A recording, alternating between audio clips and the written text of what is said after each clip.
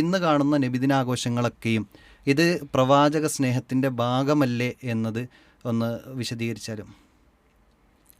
നമ്മൾ മനസ്സിലാക്കേണ്ടത് പ്രവാചകനെ സ്നേഹിക്കണമെന്ന വിഷയത്തിൽ അഭിപ്രായ വ്യത്യാസമില്ല എന്ന് നമ്മൾ പറഞ്ഞല്ലോ. അതെ. പക്ഷേ പ്രവാചകനെ സ്നേഹിച്ചതിൽ ഏറ്റവും മുൻപന്തിയിലുള്ളതാരാണ്?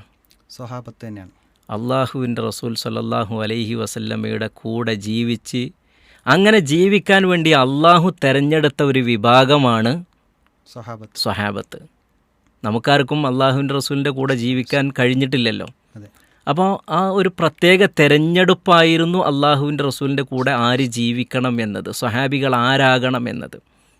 അങ്ങനെ അള്ളാഹ് തെരഞ്ഞെടുത്ത് പ്രവാചകൻ്റെ കൂടെ ജീവിച്ച് പ്രവാചകനോടൊപ്പം നിന്ന് സ്വന്തം ശരീരത്തെക്കാൾ കൂടുതൽ, സ്വന്തം ഇംഗിതത്തെക്കാൾ കൂടുതൽ പ്രവാചകനെ സ്നേഹിച്ചവരാണ് സ്വഹാബത്ത്, അല്ലേ? അതെ.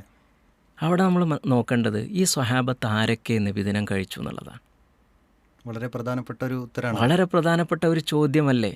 പ്രവാചകൻ സല്ലല്ലാഹു അലൈഹി വസല്ലമയുടെ കൂടെ ജീവിച്ച, പ്രവാചകനോടൊപ്പം എല്ലാ കാര്യങ്ങളിലും ഇടപെട്ട ആളുകൾ, സ്വന്തം ശരീരം കൊണ്ട് പ്രവാചകന് പ്രതിരോധം തീർത്തവരാണവർ. എത്രയോ സ്വഹാബിമാരുടെ ചരിത്രങ്ങൾ നമുക്ക് കാണാൻ കഴിയും. ആ പ്രവാചകൻ ജീവിതത്തിൽ ഞാൻ മരണപ്പെട്ടു പോയി ഇനി സ്വർഗത്തിലെത്തിയാലും പ്രവാചകൻ സ്വർഗത്തിൻ്റെ ഏറ്റവും ഉന്നത പദവിയിലായിരിക്കുമല്ലോ, അതുകൊണ്ട് എനിക്ക് പ്രവാചകനെ കാണാൻ കഴിയില്ലേ എന്ന വേദനയുണ്ടായ സ്വഹാബിമാരുണ്ട്. ആ വേദന പ്രവാചകനോട് പങ്കുവെച്ച്, ആ പങ്കുവെച്ചതിൻ്റെ അടിസ്ഥാനത്തിൽ നബി സല്ലല്ലാഹു അലൈഹി വസല്ലം എന്ത് മറുപടി പറയണമെന്ന് ഒന്നും ആലോചിച്ച് നിൽക്കുന്ന സമയത്ത് അള്ളാഹ് വിശുദ്ധ ഖുർആനിൻ്റെ ആയത്തിറക്കി.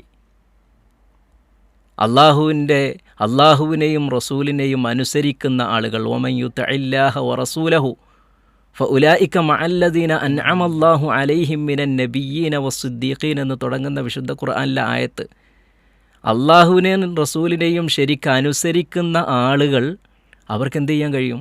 പ്രവാചകനോടൊപ്പം നിൽക്കാൻ കഴിയും, സ്വർഗത്തിൽ കൂടാൻ കഴിയുമെന്ന്. അവിടെ പറഞ്ഞത് വമൻ യുതിഇല്ലാഹ വറസൂലഹു എന്ന. അപ്പോൾ എങ്ങനെയാണ് പ്രവാചകനെ അനുസരിക്കേണ്ടത്, പ്രവാചക സ്നേഹം പ്രകടിപ്പിക്കേണ്ടത് എന്ന് അതിലൂടെ അള്ളാഹ് നമുക്ക് പഠിപ്പിച്ചു തരികയാണ്. അള്ളാഹുവിനെ അനുസരിക്കുക, റസൂലുള്ളാഹി സ്വല്ലല്ലാഹു അലൈഹി വസല്ലമിനെ അനുസരിക്കുക, ഇങ്ങനെയാണ് പ്രവാചകനോടുള്ള സ്നേഹം നമ്മൾ പ്രകടിപ്പിക്കേണ്ടത് എന്നാണല്ലോ അതിൽ പറഞ്ഞു തരുന്നത്. അതല്ലാതെ പ്രവാചകൻ ജനിച്ച ദിവസം ഒരാഘോഷമാക്കിയിട്ട് എന്നായിരുന്നുവെങ്കിൽ വേണ്ട. അങ്ങനെയായിരുന്നു പ്രവാചകൻ്റെ കാലശേഷമെങ്കിലും സ്വഹാബത്ത് ഞങ്ങൾ ഇനി പ്രവാചകനെ സ്നേഹിക്കേണ്ടത്, ഇത്രയും കാലം പ്രവാചകനോടൊപ്പം നിന്നു, ഇനി പ്രവാചകൻ മരിച്ചു പോയില്ല, ഇനി ഞങ്ങൾ സ്നേഹിക്കേണ്ടത് പ്രവാചകൻ്റെ ആ ജന്മദിനം ഒന്ന് ആഘോഷിച്ചിട്ടാണ് എന്നൊരിക്കലും അവർക്ക് തോന്നിയില്ലല്ലോ, അങ്ങനെ ചെയ്തിട്ടുമില്ല. പ്രവാചകൻ്റെ സ്വഹാബത്ത് മുഴുവൻ മരണപ്പെട്ടു പോയി. അവിടുത്തെ താബിഈങ്ങൾ, ആ സ്വഹാബിമാരെ കണ്ട് ദീൻ പഠിച്ച സ്വഹാബിമാരുടെ താബിഈങ്ങൾ മരണപ്പെട്ടു പോയി, താബിഈങ്ങൾ മരണപ്പെട്ടു പോയി, തബഉൽ അത്ബാ മരണപ്പെട്ടു പോയി. അങ്ങനെ അവരൊക്കെ മരണപ്പെട്ടു പോയ സമയത്തും ഈ ഒരു ആചാരം ഇവിടെ ഇല്ല.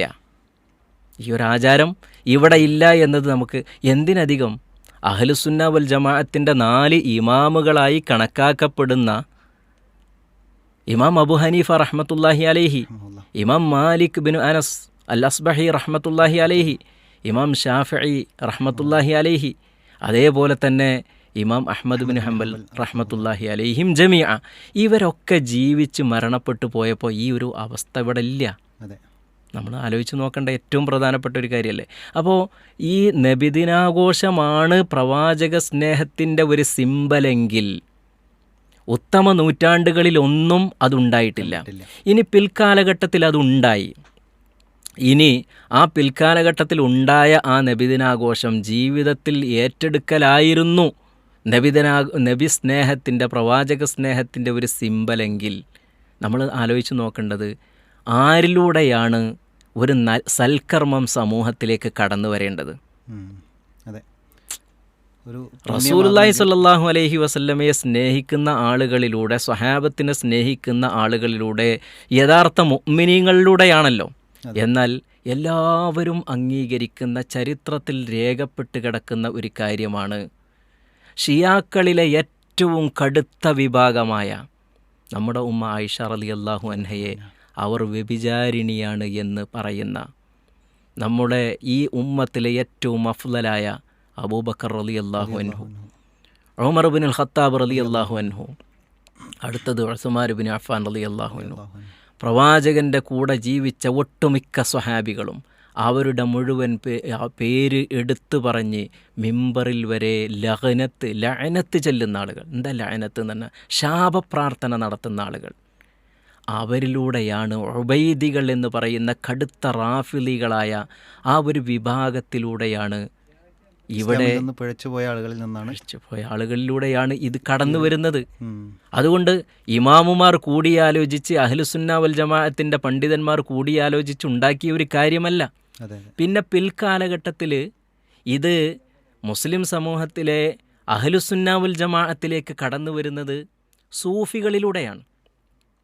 സൂഫി ത്വരീഖത്ത് സ്വീകരിച്ച മുദഫർ രാജാവ് അദ്ദേഹത്തിൻ്റെ രാജസദസ്സുകളിൽ സൂഫി ഡാൻസുകളും മറ്റുമൊക്കെ സംഘടിപ്പിക്കാറുണ്ടായിരുന്നു എന്നാണ്. അദ്ദേഹം അവരുടെ കൂടെ ഡാൻസ് ആടാറുണ്ടായിരുന്നു എന്നാണ്, നൃത്തം വെക്കാറുണ്ടായിരുന്നു എന്നാണ്. അവർക്ക് പ്രത്യേകമായ കവാലികളും അങ്ങനത്തെ പ്രത്യേക ചില ഗദ്യങ്ങളും കാവ്യങ്ങളുമൊക്കെ ഉണ്ടല്ലോ, അതൊക്കെ ആലപിച്ചുകൊണ്ട് അവരുടെ കൂടെ നൃത്തം വെക്കുന്ന ആളായിരുന്നു എന്നാണ്. അദ്ദേഹം അഹ്ലുസുന്നയിൽപ്പെട്ട ആൾ തന്നെയാണ്, ഷിയ ഒന്നുമല്ല, എങ്കിലും കടുത്ത സൂഫി ചിന്താഗതി അദ്ദേഹത്തിനുണ്ടായിരുന്നു. അങ്ങനെ ഇസ്ലാമിൽ നിന്ന് വഴി പിഴച്ചു പോയ അഹ്ലുസുന്ന വൽ ജമാഅത്തിൻ്റെ പ്രഗത്ഭരായ പണ്ഡിതന്മാരൊക്കെ വളരെ കടുത്ത ഭാഷയിൽ വിമർശിച്ചിട്ടുള്ള സൂഫി ത്വരീഖത്തിലൂടെയാണ് എവിടേക്ക് കടന്നു വന്നിട്ടുള്ളത്, അഹ്ലുസുന്നയിലേക്ക് തന്നെ ഈ കാര്യം കടന്നു വന്നിട്ടുള്ളത്.